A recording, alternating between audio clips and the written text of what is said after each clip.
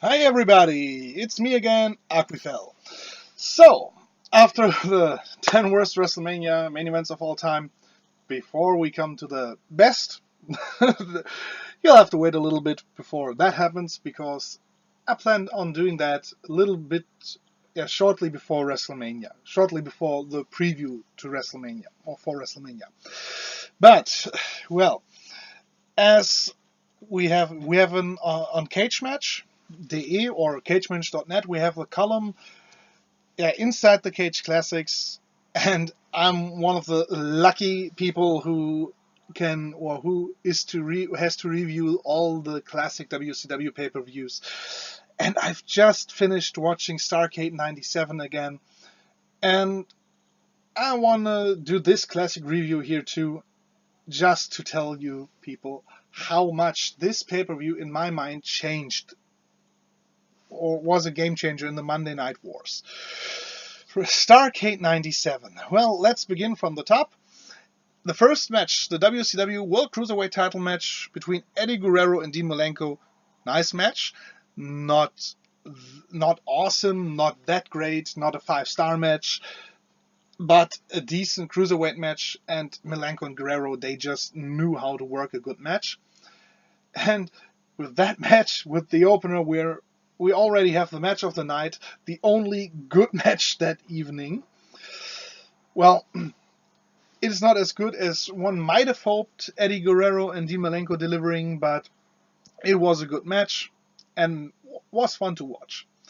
And Eddie really worked, had a clever psychology with his work, what he did to Malenko.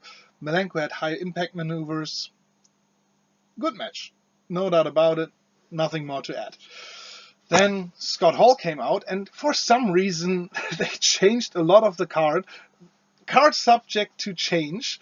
If they hadn't written that on the tickets, there would have been a lot of lawsuits. False advertising. Because after Scott Hall came out and had his little poll, who the people think would or should or whatever win the main event and so on and yada yada yak. And he talked about how big sexy Kevin Nash couldn't be there, and yeah, the Giant comes out and chokeslams or whatever, he lays Hall to waste. So wait a second, I have my notes here. Some notes can't be that bad for a pay-per-view this bad. So yeah, Giant, he didn't chokeslam, he had the jackknife powerbombed Hall. That was it. And then he taunted the Outsiders a little bit. Yeah, well, okay, let's be honest, a Nash the Giant match wouldn't have been much better. But anyway, the next match, the 6-man tag team match, the NWO versus the WCW. It was advertised that Conan, Scott Norton, and Vincent would face Ray Traylor and the Steiner brothers. Well, for some reason, Conan didn't appear, and Randy Savage, well, was the go-to guy to fill in for him. The match itself, yeah, it wasn't that bad, but in the end, yeah. Was will man sagen? Oh. What do you want to say? I don't really know.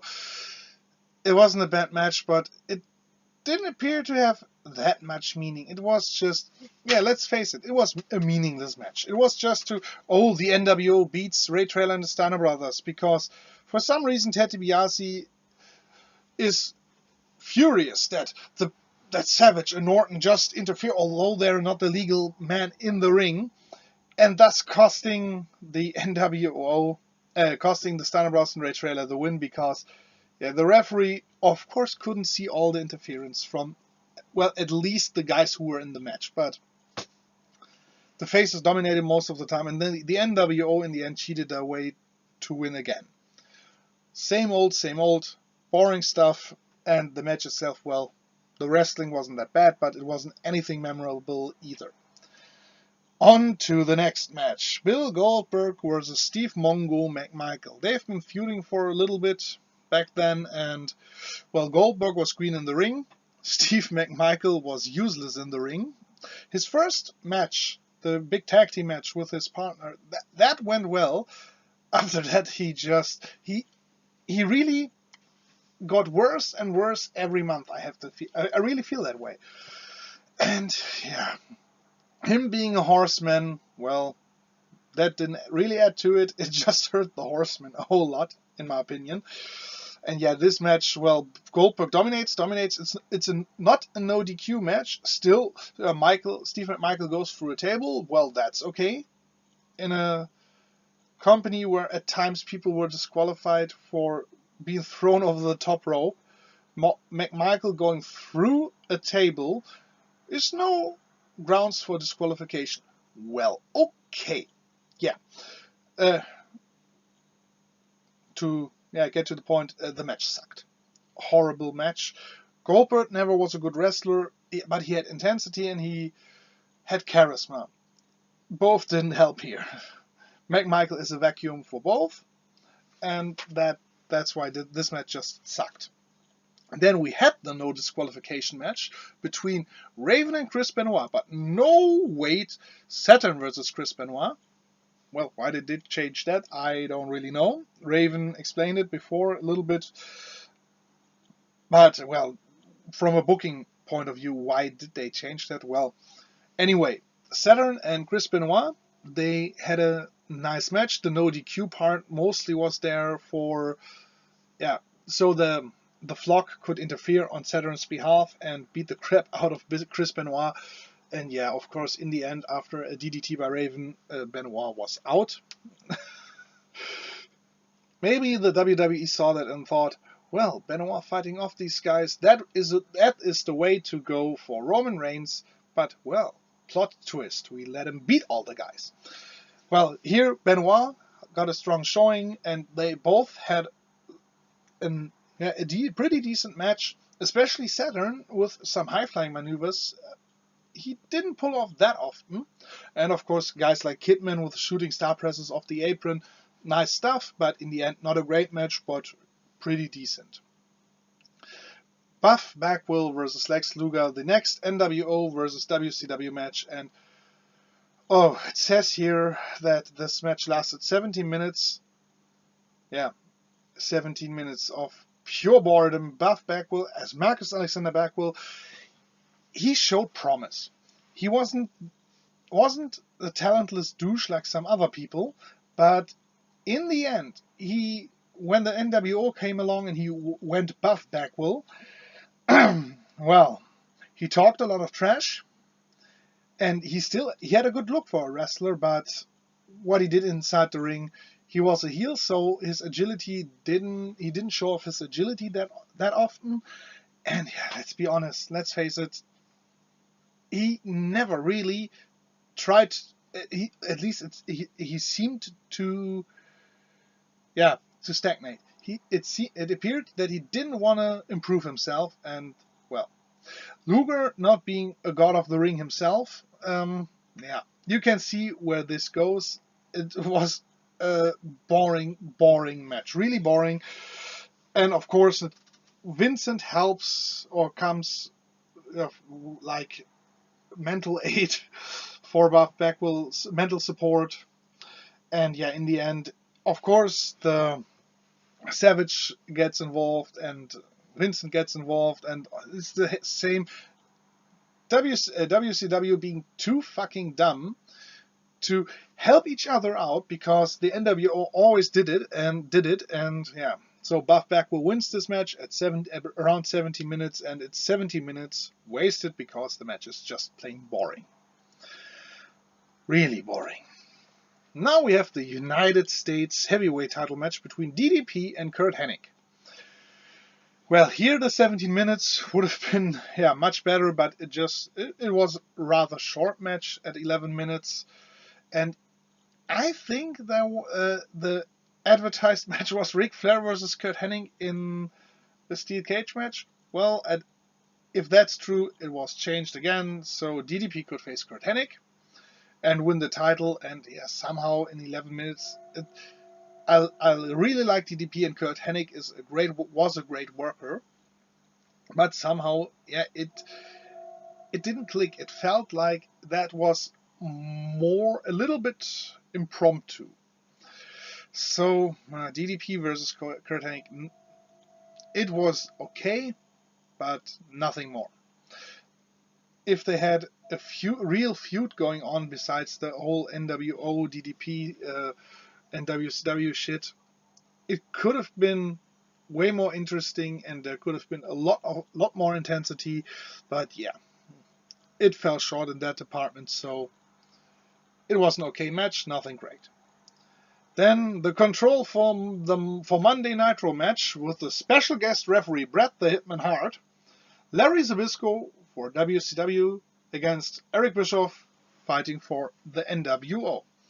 Well, first off, great way to utilize Bret Hart.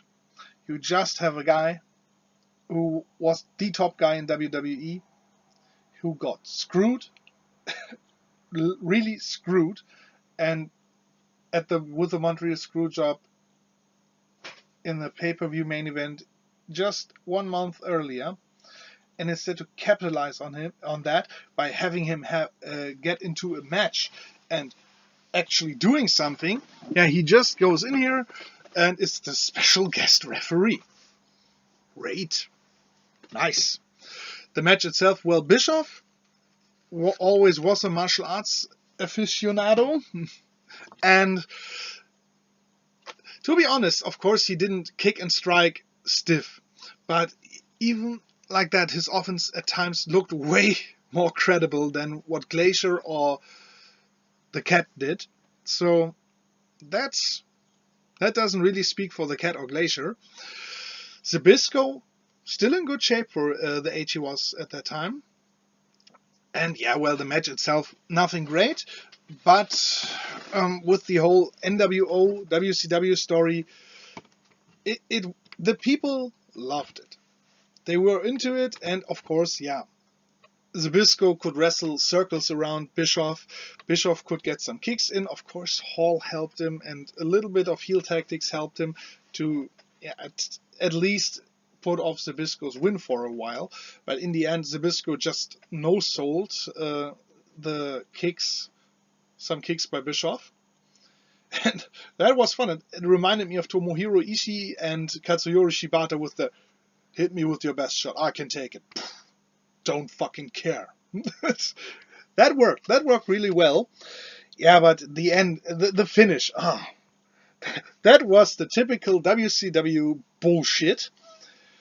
Bret Hart is distracted, tries to hold Zbysko off a little bit. Hall puts a steel plate in Bischoff's shoe. Bischoff kicks Zbysko in the head. In the head. Not the hat. He didn't wear a hat. He kicked him in the head, and before he actually connected, you saw the metal plate flying right through the air, and Zbysko sells it as if he was just hit with a hammer. He falls, poink, he's out of commission. Eric Bischoff is, yeah, I've won. And Bret Hart just looks at this whole scenery and thinks, no way, no way, oh no, no way. He decks Bischoff, Hall is furious, comes in, gets decked too, is in a sharpshooter, Zbysko chokes Bischoff with a rope or something like that, or a tie, I don't know. And yeah, they both are out, and Bret just declares Zbysko the winner. Yeah. It really didn't end the match.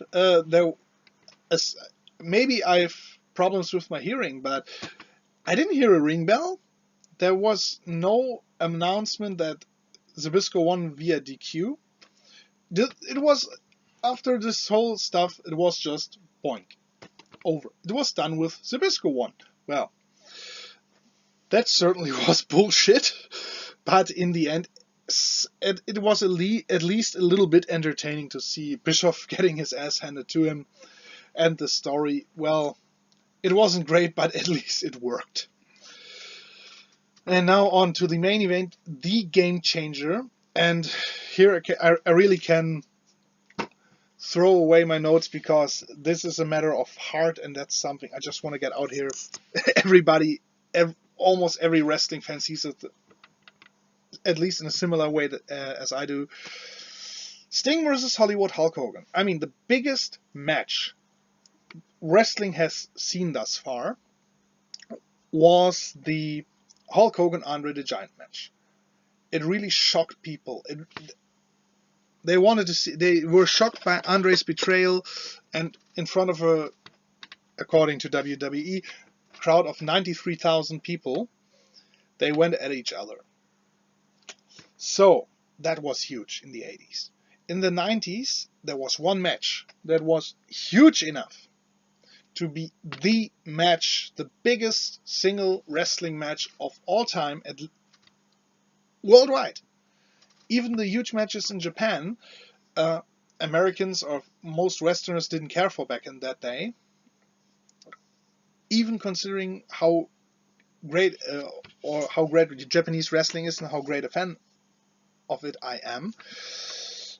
Yeah, Sting versus Hollywood Hulk Hogan or Hollywood Hogan, biggest match right up to that point. The build-up lasted over a year because after the NWO got shocked the world by Hogan turning heel and them invading WCW and it all appearing like this. These are WWE guys invading WCW. Well, that shocked the world, and ever since then, ever since Hogan's betrayal, there was the sole question. A lot of stuff going on, and Sting just, he was in the rafters, he stalked the NWO, but in the end he stalked a lot of people. They all threw in their Sting masks and being costumed as Sting and decking other people, and then, oh, it's Kevin Nash. You didn't see that one coming. 7 foot something guy in a Sting mask. Yeah, that's Sting. Of course it is. They've really built it up great. It was always there. It was in every show that this whole stuff, is Sting gonna show up? When is Sting gonna show up? When is Sting gonna put an end to the NWO? Or is he even a member of the NWO and they just wanna, screw with us again? Sting never said a word, just his presence. He just needed to be present, and it worked wonders. It really worked wonders. And then you finally have the moment where Sting, the guy almost everybody wanted to see, win that day and put an end to the NWO, or at least start the end of the NWO, and they too would face off. So realistically, looking back, realistically speaking, it was a given that this match in terms of wrestling wouldn't be an instant classic. But to really screw up the single biggest match that wrestling would have seen up to that day, to screw that up, it really, really takes, I don't know what it takes to do that, but it showed that Bischoff was great at creating controversies, but in the end he had maybe less insight in how wrestling business works than he might have thought. Because there's only one thing this should have ended. No matter how horrendous the match would have been, in the end, Sting needed to pin Hogan 1, 2, 3. Clean. Putting an end to the NWO, or at least Hogan's dominance, and thus ending this whole storyline so that something fresh could start. But no. What do we do? How could we end such a huge match? Well, we still have Bret Hart sitting there. He was just screwed. He could prevent a screw job. And the thing is, even if the ref count was fast, it wasn't fast. It was 1, 2, 3. That's okay. It wasn't 1, 2, 3. Bret Hart coming in there saying, "Oh, that was a fast count. That's a screw job." And it was 1, 2, 3. There are rumors that Hogan said to Nick Patrick, "Yeah, do that, do that." I don't know about that. I don't want to comment on that. But no matter why, the count was normal, not particularly slow, not particularly fast. It was a normal count. Bret Hart goes in there, says that was a fast count. Everybody in the arena, everybody at home watching this, no matter when, thinks, where was that a fast count? And the worst thing is, Hulk Hogan beat Sting clean here. And then Bret Hart storms in, kind of reverses the decision, Sting wins. The whole controversy ends in the title being vacated. And yeah, that's your biggest your biggest wrestling match up to that day in the industry. WCW really managed to screw that one up. It was a horrendous match, but instead of giving the fans the payoff of Sting cleanly winning, no, they even screw with that, just to create another controversy. And even if it didn't show in the ratings right away, I think that is one point where many people felt, screwed. They really felt screwed. They thought, for one, I was like, what? Yeah, many people were the same, especially smart marks or indie fans. At that time, you didn't have indie fans or internet fans. All those who really think, hey, I know what's going on in the wrestling business, people like me, I at least have the decency to say, or to admit that I think I know certain stuff that is going on. I don't know everything. But people like me think, what the fuck? That is just plain stupid. That is one of the worst booking decisions ever. And yeah, that led to the NWO still not being really defeated. Yeah, WCW got control for Monday Nitro back. Great. That would have been the exclamation mark that would have put an end to the NWO when the NWO was at least pissing me off on a constant basis, not because they were the heels and I didn't like them, mostly because everything they were involved in was bound to end in a certain way that is not one-on-one, good contest, and the better man is the winner, but just in screw jobs and interference and beating people up and blah. Oh, and swerves. Unword of the year, and the unword of the wrestling business, the swerve. Most of the time, swerves just are stupid. And that was what, in looking back, the NWO stood for. Horrible booking, old guys hogging the main event and hogging the spotlight, talentless guys, feeding off the reactions the older main eventers still got. And Sting could have put an end to that. No, he did not. And that's why I think many people realized they were screwed here. And later on, when after what's it called again? The February pay-per-view of WCW, something would be Super Brawl. So after Super Brawl 1998, I believe it was even Super Brawl 8. I'm not quite sure right now. The Super Brawl in 1998, when they fought for the title again, well, it was obvious that WCW would cling to the NWO, overutilizing them in every way possible, not pushing that many younger stars. So, no surprise, there was a slight turn of events in the Monday Night Wars. Because, let's face it, you have Vince McMahon screwing Bret Hart, legitimately screwing him out of the title. I think Vince knew what he was doing, and I think from a business standpoint, what he did, he thought it was the right thing to do, and I think he was right. He couldn't, even if Bret Hart was the nicest guy, I don't know him personally, he couldn't trust him because he trusted a lot of people back in the 90s and they all turned on him. Most of them turned on him. Why would he believe him?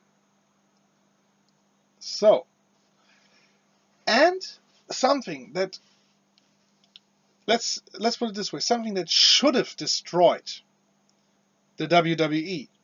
In the end, they turned it and had the evil Mr. McMahon persona, who people love to hate, had the guy Stone Cold Steve Austin, let's put it harsh, WCW reject,